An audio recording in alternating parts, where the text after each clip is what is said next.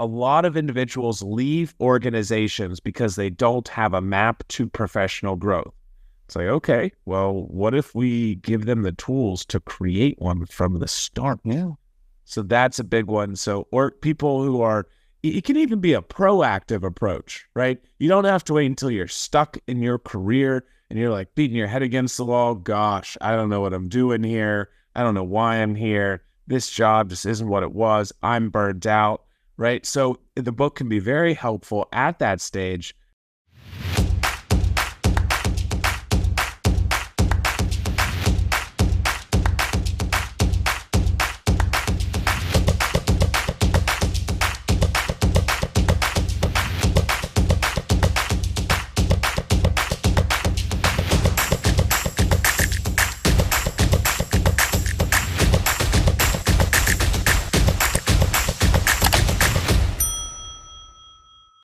Hello, hello, hello.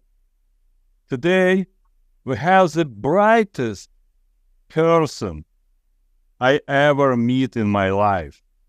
He loves bringing people together. As an entrepreneur, TEDx speaker, and author, he is passionate about connecting people and guiding diverse teams to tackle specifically complex challenges. He is all about making impact. And today, he is a certified Six Sigma Black Belt, Agile HR practitioner, Scrum Master, and project management professional.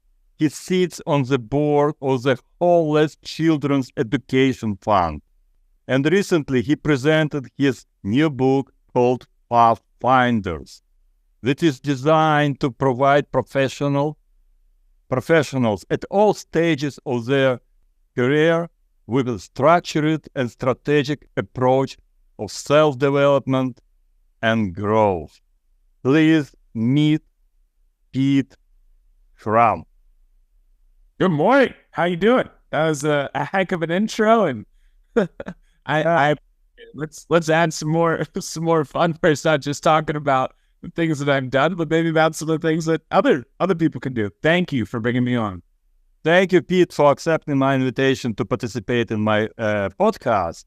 So I would love to listen a lot of story about yourself, because I checked different podcasts. I was reading a lot about you, and I was amazed about your capability to cope with many different stuff, and at the same time to keep your message and keep your mission to help people to grow in career and in their self-development. So let's start from what did drive you to write this book, and actually what is the book about? Yeah, well, let's rewind about kind of my internal why and what overall just makes me jump out of bed in the morning and stay up late at night working. And it came whenever I was growing up on the family farm, and my parents instilled the values in me. Hey, our purpose, your job here, the reason why you ought to be doing whatever you're doing is to better the lives of others. So I said, okay, well, I don't want to make mom and dad mad, so I guess I got to figure out how to do this bettering the lives of others thing. And then fast forward 25, 30 years, and that's still something that I prioritize and value and really focus on as well. So that's kind of the number one item there. And so where'd the book come from? The book came from, me doing more and more speaking and sharing a whole lot of what hasn't worked with people so that they can maybe skip a couple of those problematic steps and some of the wrong turns, on their professional journey. And as far as what's the book about, well, I try to make it super simple. So the title is Pathfinders, Navigating Your Career Map with a Personal Board of Advisors. And if you notice watching the video, this word career map is bold and personal board of advisors is bold. So I'm a big fan, right? Engineering school tells you to make things, well, sometimes they tell you to make things simple. So we're talking about career maps. Visualize where you've been, where you are, where you want to go. Concept number 2 is a personal board of advisors, this concept of multiple mentors. but it really came down from people continuing to ask questions. Hey, I really enjoyed when you came to speak to my company. Hey, I really enjoyed when I saw you present at that conference. Where can I get more information? So let's give the people what they want. Yeah, amazing. I don't know if I would have such a book 30 years ago, maybe my career had some different path. I don't know. I would like to talk a little bit deeper about career map concept because it's very interesting. You write in your book that it's like to create your vacation plan. It's something very similar. And as much details you envision about your path, as more bigger probability, I would say, to reach your goal. So could you dive a little bit deeper into this subject? Yeah, so Starting point for everybody. Let's everybody that's listening here, close your eyes for a moment, and as long as you're not driving, and think about the last trip that you went on or your last vacation. It could be a business trip or it could be a work trip, right?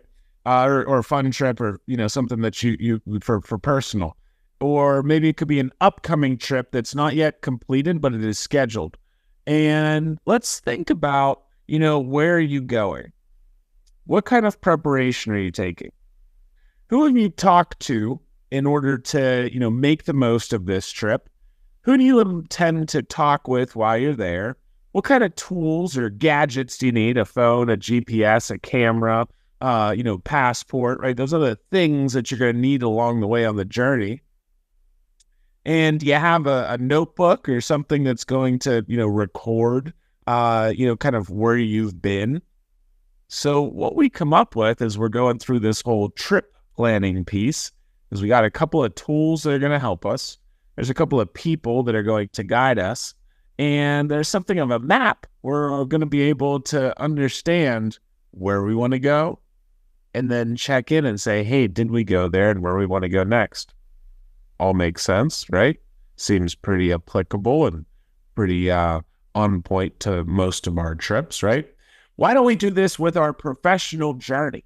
It is also a trip. It is also an adventure of sorts. And we still need those three things. What are those career companion tools? What does that map for our career look like? And who are those pathfinders for us? The guides, our personal board of advisors, not just one mentor, not just listening to my boss, but those couple of different people that can provide those insights, stories, experiences, the do this, don't do that. And, they're going to tell us what we need to hear, not just what we want to hear. Yeah, it's very interesting because, it reflects on my approach to business. I teach young entrepreneurs about, I call it backward mapping. It's mapping backwards. So we decide where you're going to be in 3-5 years. Oh, this is the maximum, I think, time period you can actually manage or influence. And taking this destination, you can build your map of your path of your business backward. I mean, to decide about what resources you need, as you said, what kind of people you want to help you, what kind of customers you're going to have, actually what kind of impact you're going to have in 3 years. So how world does look like in 3 years, where you are approach your goal. And I call it the maximum ultimate effectiveness of your business. I think, yeah, that's amazing. And applying this to individual path in their life, to their career, to their love, it's amazing. It could help a lot. Sure. One quick piece on that: we can do a top down estimate, right?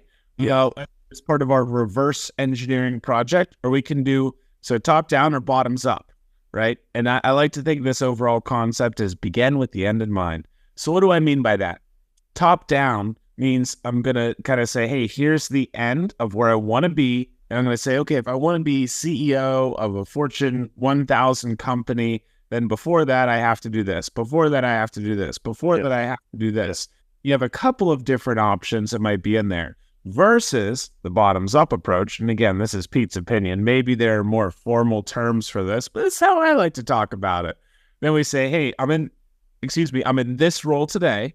And then afterwards, I might be able to go to option A or B or C. And then if I do option C, then what could I do after that? Right? Another option D and E and F.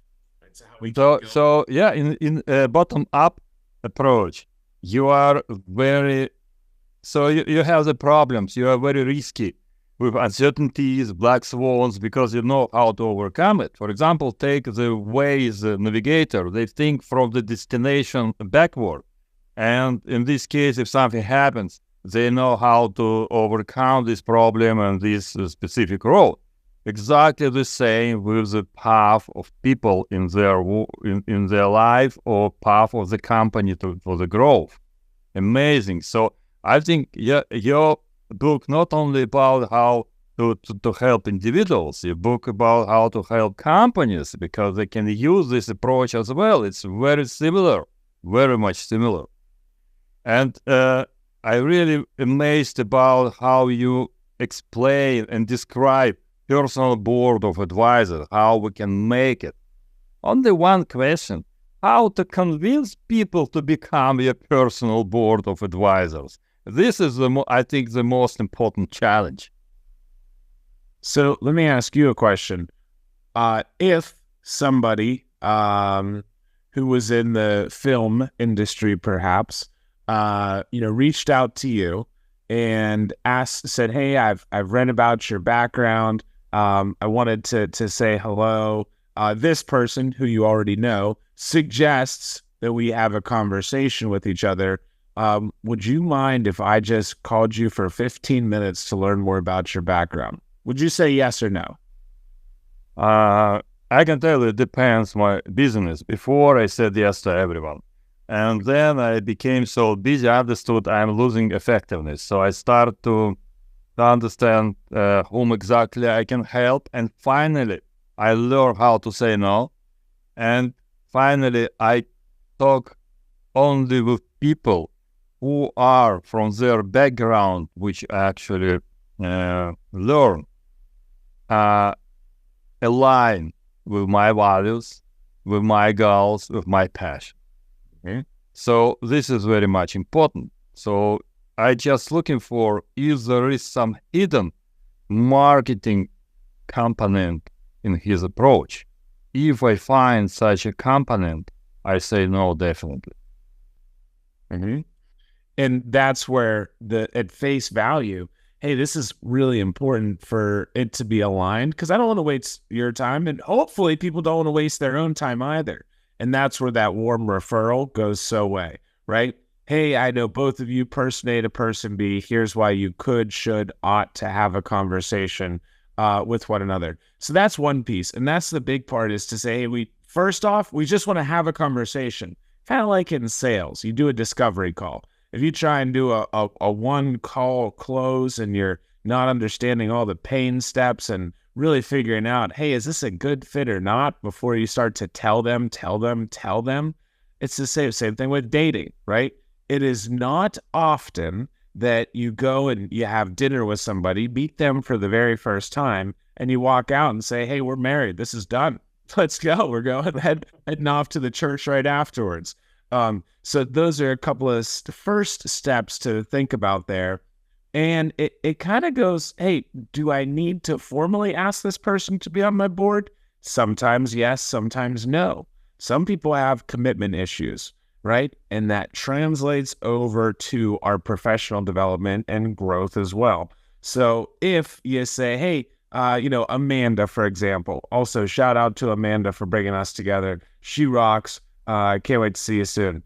And also congratulations on what she recently released. So thanks, Amanda.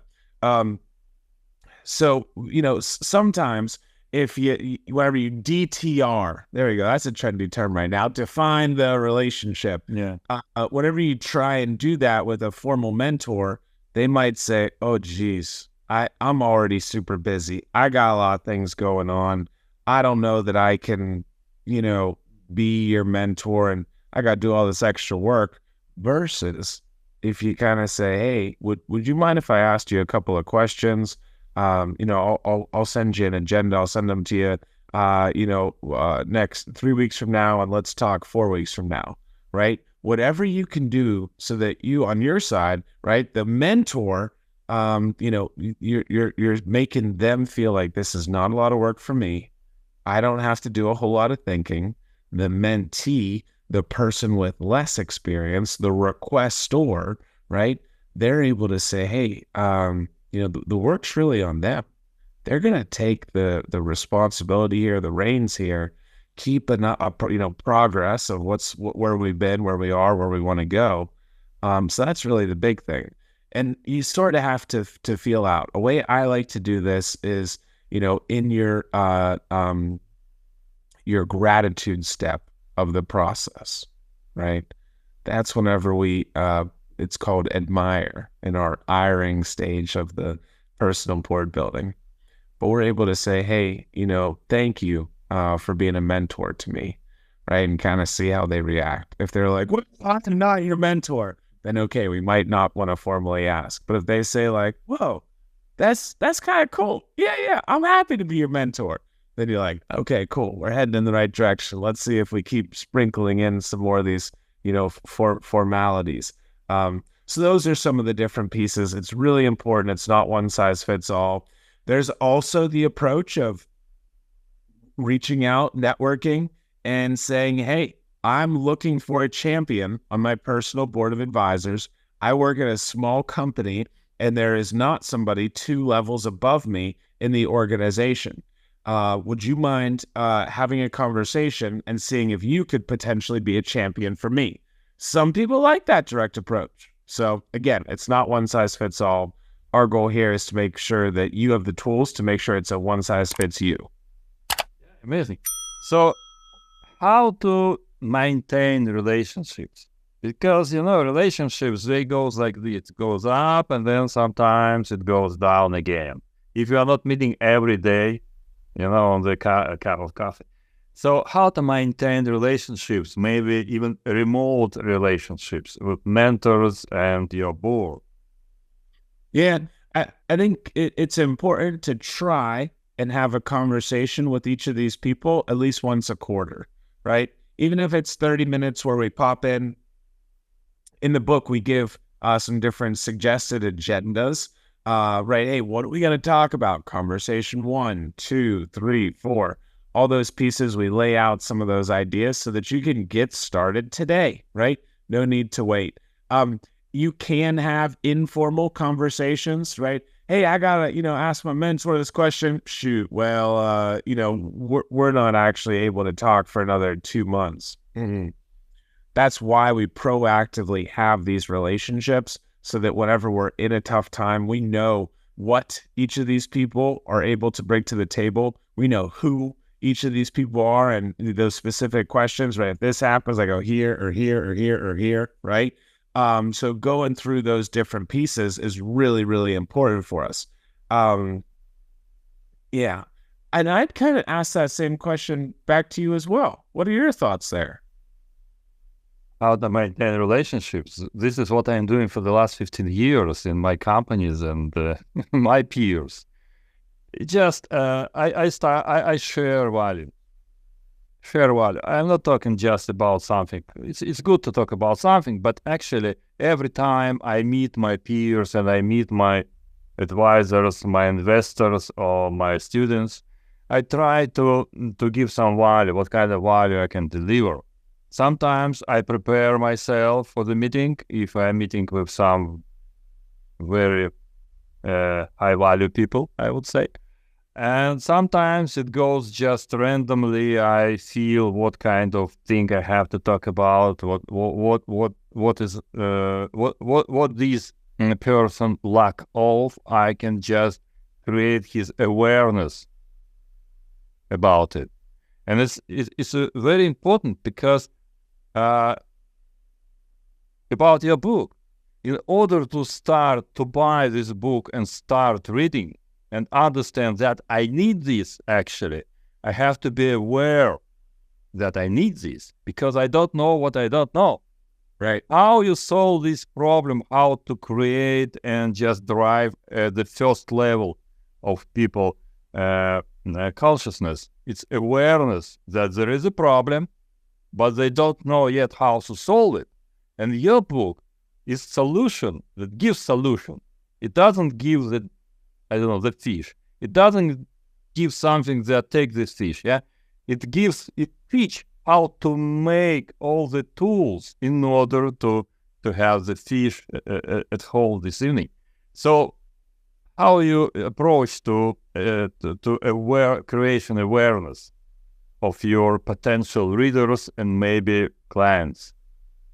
So I want to go back to the last piece on the, how do you make those relationships work? Make sure it's give and take, right? Yeah. Hey, I'm going to, share these stories. I'm going to ask this of you, and always make sure that you're saying, hey, what else can or should I be doing for you? And it might be as simple as, hey, Pete, we're trying to get our book out there to, leaders inside of companies. And that might be a sufficient answer. So what are we trying to do to create awareness? The LinkedIn campaign is kicking up again. We have people on the emails that are excited about these different concepts we talk about. Podcasts are a lot of fun, but really the book is here to help change people's lives. So just like you mentioned, right? Hey, think about organizational leaders. What does your onboarding and integration process look like?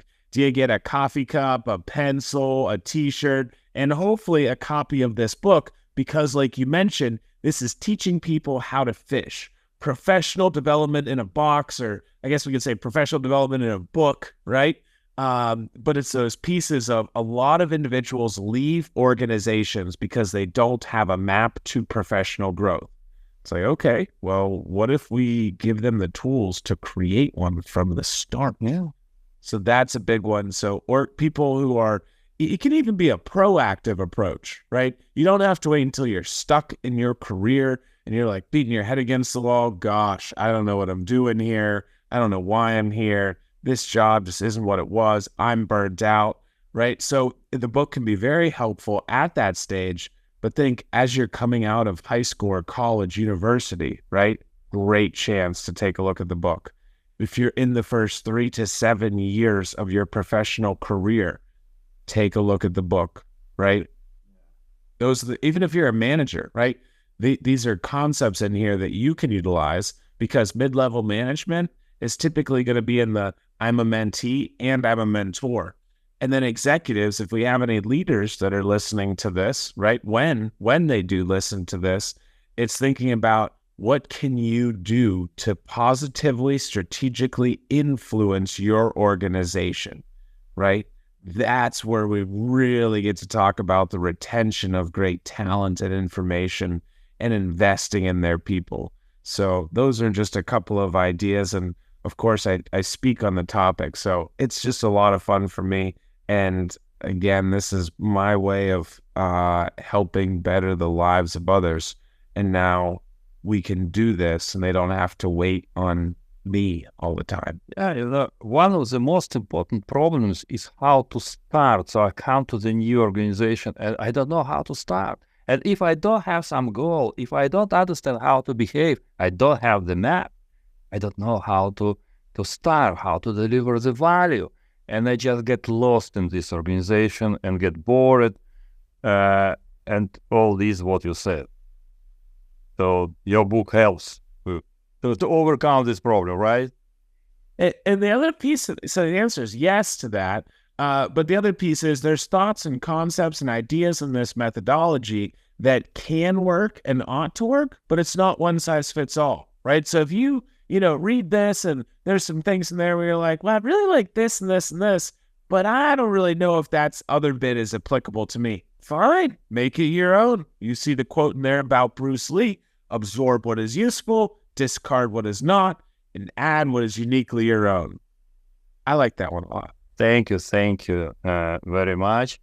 And guys, today we met with the pioneer of a new perspective on personal development and self-actualization, Pete Schramm. Pete, could you tell, I don't know, some words at the end of our conversation, some inspiring words for our audience, and actually where to find your book and how to, even somebody want to talk to you, how to talk to you. Yeah, reach out on LinkedIn. That's the easiest way. We can put some of the links in the show notes to my LinkedIn and to the book so that you can learn a little bit more.